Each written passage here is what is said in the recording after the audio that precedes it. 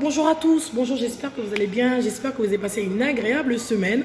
En tout cas, moi je me porte bien et je suis ravie de vous retrouver aujourd'hui pour discuter avec vous sur le thème de la semaine. Tout d'abord, avant de commencer, je voudrais prendre le temps de dire merci aux personnes qui nous suivent, aux personnes qui soutiennent la page, aux personnes qui nous encouragent. Ça nous fait du bien de voir aussi en retour que vous prenez le temps de nous encourager. Donc je voulais prendre le temps de vous dire merci.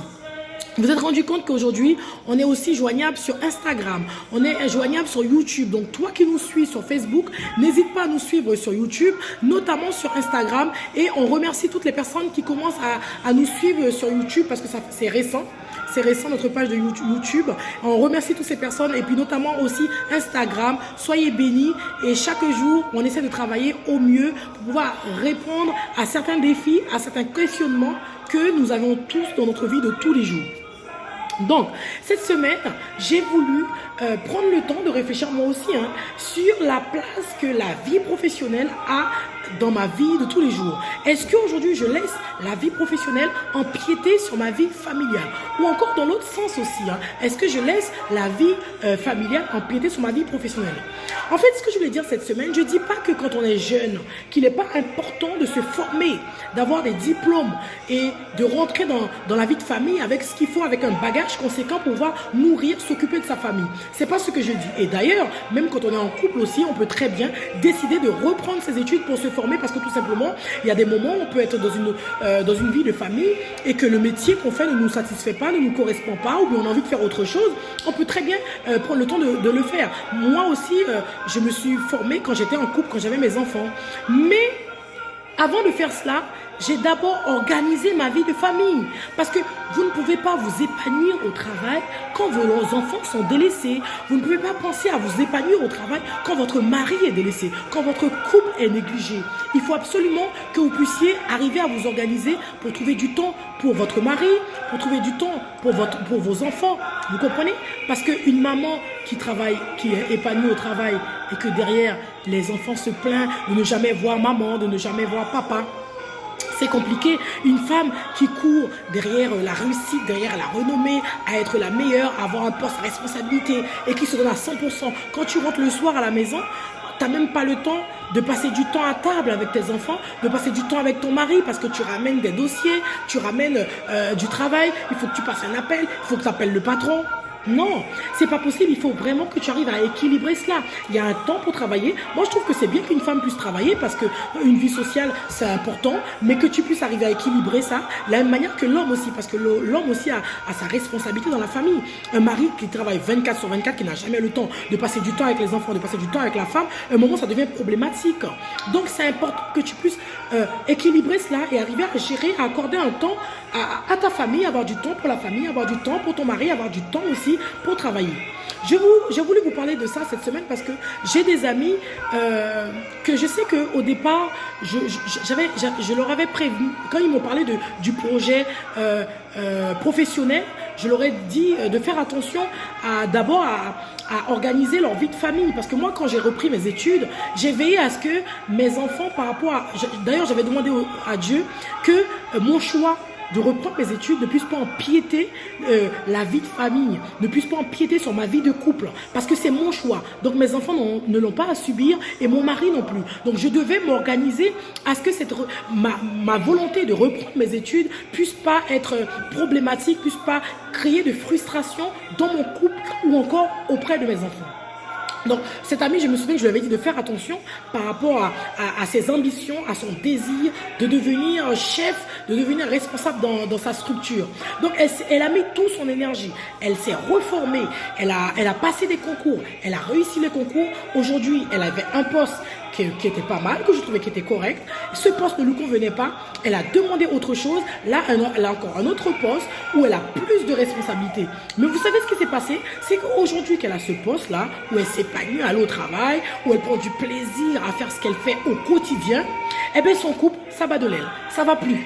Avec son mari, ça va plus. Les enfants à l'école ont beaucoup de difficultés où les maîtresses, les maîtres commencent à l'appeler pour qu'elle puisse pour des réunions parce que les enfants sont insupportables en classe, les enfants n'obéissent pas ou bien les enfants arrivent en classe, ils dorment. Pourquoi? Parce que Si le soir, c'est vrai qu'elle reste longtemps à faire son travail sur son PC, etc., les enfants sont délaissés, eh bien, ils dorment un peu quand ils veulent. Et le matin, ça se sent. Un enfant qui n'a pas eu une bonne nuit de sommeil, quand il arrive le matin à l'école, mais ça dort sur la table. Ou bien les devoirs ne sont pas faits. Et aujourd'hui, ok, elle est épanouie dans sa vie professionnelle, elle a un très bon salaire, d'accord?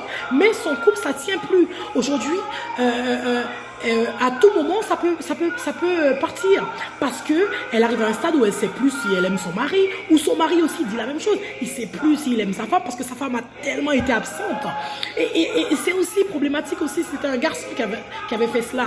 Parce que si vous faites les choses, si vous décidez de vous investir dans votre vie professionnelle, ce qui peut être une très bonne idée, ce qui peut être valorisant pour une femme qui décide de reprendre ses études pour se former, mais c'est super, moi j'encourage une femme qui fait cette démarche-là, parce que moi-même je l'ai fait, d'accord? Mais pour cela, si tu sais que tu avais déjà des enfants, tu veux reprendre tes études, mais tu as un mari, tu as des enfants.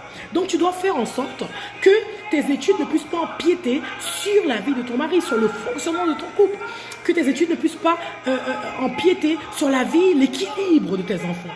Vous voyez? Parce qu'il y a un moment, à force de tirer sur la corde, mais tu finis par mettre en danger ton couple. Tu finis par mettre en difficulté ton couple, la vie de tes enfants.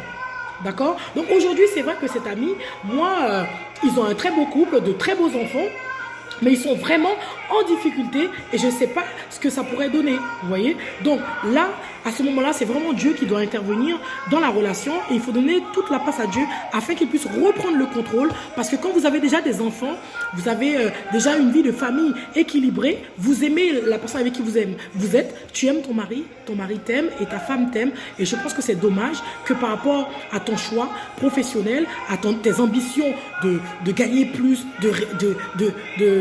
d'être plus visible, d'avoir un poste à responsabilité, d'avoir des responsabilités dans ton travail et que tu puisses mettre carrément de côté pendant un moment ton couple. Mais entre-temps, qu'est-ce qui nourrit ce couple? Qu'est-ce qui fait vivre ce couple? Et une fois que tu as réussi, une fois que tu as ce que tu voulais, tu te retrouves seul. Il n'y a plus de mari, il n'y a plus d'enfants, ou encore dans l'autre sens, il n'y a plus de femme, il n'y a plus de rien. Donc moi, ce que je voulais dire aujourd'hui, tu peux t'investir dans ta vie professionnelle. C'est important si tu t'épanouis dans ce que tu fais. C'est important si le matin quand tu te lèves, tu as envie d'y aller. Donc si aujourd'hui tu fais un travail qui ne te plaît pas, tu as la possibilité de te former. Mais si tu sais que tu as des enfants qui comptent sur toi, tu sais que tu as un mari qui compte sur toi et que tu te lances dans ces études sans même organiser, c'est-à-dire savoir qu'est-ce qui va chercher les enfants le soir, savoir que toi, tu vas devoir travailler un peu plus. C'est-à-dire que tu travailles tes cours, mais il faut que tu t'organises aussi, que quand la famille rentre, qu'ils trouvent de quoi manger, que tes enfants, leurs vêtements soient propres, que leurs vêtements soient préparés pour aller à l'école. Tu ne peux pas reprendre des études et mettre le désordre dans ta maison. Parce qu'il y a un moment où l'homme va accepter, il va tenir, mais quand ça devient trop long, eh bien, les enfants ne tiennent plus, le mari ne tient plus. Et de la même manière aussi, un homme qui s'investit beaucoup dans son travail, qui n'a jamais le temps, l'homme qui prend soin de son... Il passe du temps, tout le temps au bureau. Quand il rentre, il est sur son ordinateur, ou bien quand il est au sport, parce que les garçons, certains d'entre eux, quand ils font du sport, c'est le sport. Non, il faut que tu arrives à doser cela. On ne t'empêche pas de faire du sport, mais il faut que tu saches à quelle place que tu mets le sport et à quelle place que tu mets ta vie de couple et ta vie de famille. Parce que l'enfant a besoin aussi que son papa soit aussi présent. L'enfant a besoin que sa maman soit aussi présent. Et ta femme te réclame, ton mari te réclame. Donc c'est important d'être équilibré dans ses choix et de faire attention à nos choix et à ce qu'on fait quand on met les choses en place, de penser à l'équilibre de la famille. Donc voilà, cette semaine, je voulais qu'on parle de cela parce que c'est vrai que c'est un débat qui revient tout le temps. Les couples, on retrouve des fois la femme qui se retrouve seule ou le mari qui se retrouve seul et puis ils te disent oui mais c'est suite à mon changement de vie professionnelle, c'est après mes études, mon travail, je travaillais trop loin ou je finissais trop tard. Donc c'est important, tu sais que si tes enfants, tu n'as personne pour aller les récupérer, il faut les récupérer à 19h. Si tu finis après 19h, tu dois prévoir, tu dois avoir une organisation, tu dois avoir une personne qui va chez tes enfants. Ton mari peut aller de temps en temps si lui il peut se libérer, mais si lui ne peut pas se libérer, ça ne peut pas devenir problématique. Il faut absolument que ça puisse être organisé pour que la famille puisse être épanouie. Donc voilà, j'espère en tout cas que vous avez été bénis cette semaine par tout ce que nous avons pu écrire sur la page, que vous avez pu prendre du plaisir. En tout cas, moi j'ai été bénie et je bénis Dieu pour tout ce qui nous inspire, pour les publications qu'on met tous les jours sur la page. Et je bénis Dieu aussi pour ceux et celles qui prennent le temps d'aimer la page, de partager la page. En tout cas, je vous souhaite une agréable journée, un très bon week-end et on se dit à très très vite à la semaine prochaine pour la vidéo de la semaine. Bonne semaine à vous et restez bénis. Au revoir.